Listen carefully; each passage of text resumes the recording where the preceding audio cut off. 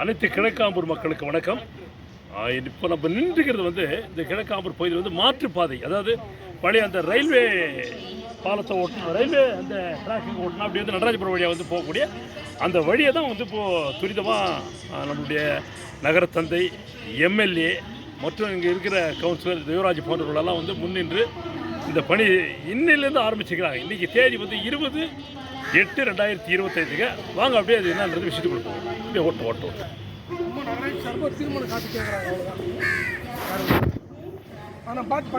பாருங்க.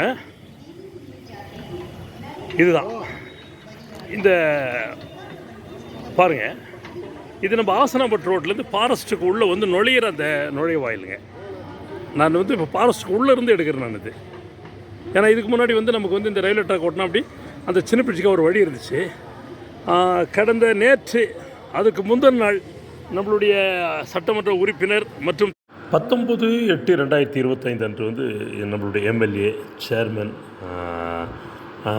திமுகவோட நகர செயலாளர் ஷபீர் அகமது மற்றும் பகுதியைச் சேர்ந்த முக்கிய பிரமுகர்கள், கவுன்சிலர்கள், பத்திரிகையாளர்கள் என சமூக ஆர்வலர்கள் என பலர் வந்து நேற்று வந்து இதில் கலந்து கொண்டு ஆய்வு செய்தாங்க.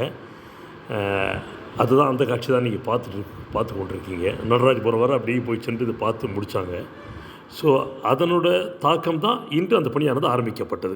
சேர்மன், நகர செயலாளர்கள், பொறுப்பாளர்கள், நகர மன்ற உறுப்பினர்களெல்லாம் வந்து இதுக்கு மாற்றுப்பாதை இப்படி பண்ணுவோம் அப்படின்னு சொல்லிட்டு தற்காலிகமாக இல்லை, நம்மளுடைய மேம்பாலம் வந்தால் கூட இந்த பக்கம் தான் வழி வருதுங்க.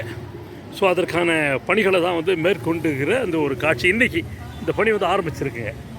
பாருங்கள், இப்போ உங்களுக்கு ஒரு ஐடியா புரியுன்னு நினைக்கிறேன். அப்படியே ஃபாரஸ்ட் ரோடில் நம்ம நுழைஞ்சி வந்தோம்னா இது அந்த வழியாக போயிட்டு பாருங்கள், அந்த ரயில்வே ஸ்டேஷனை ஒட்டினா அப்படி அந்த பாதை வந்து தற்காலிகமாக வந்து இதை ரெடி பண்ணுறாங்க.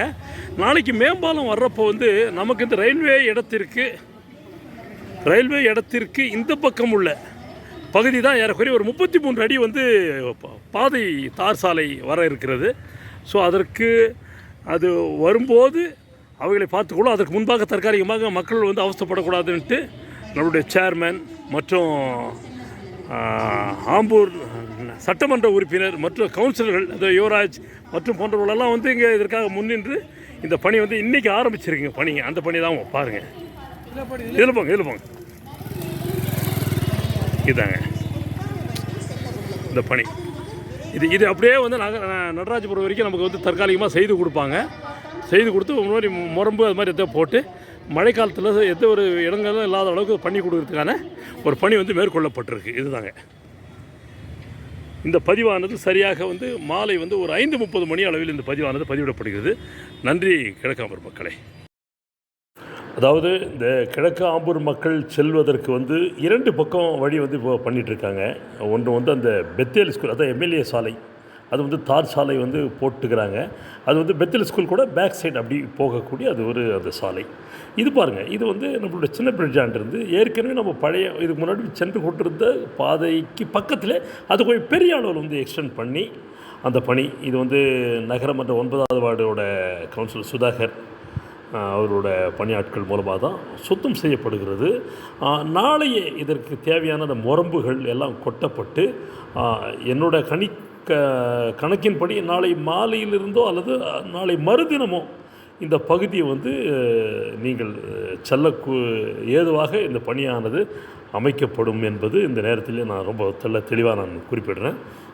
ஏன்னா இன்றைக்கே வந்து ஒரு 3 மணிக்கு மேலே தான் இந்த பணியானது ஆரம்பிக்கப்பட்டது. யுவராஜ் நின்று கொண்டிருக்கிற காட்சி இது ஏறக்குறைய நாளை முடியும் என்பது இந்த நேரத்தில் பணிவன்புடன் தெரிவித்துக் கொள்கிறோம். நன்றி மக்களை.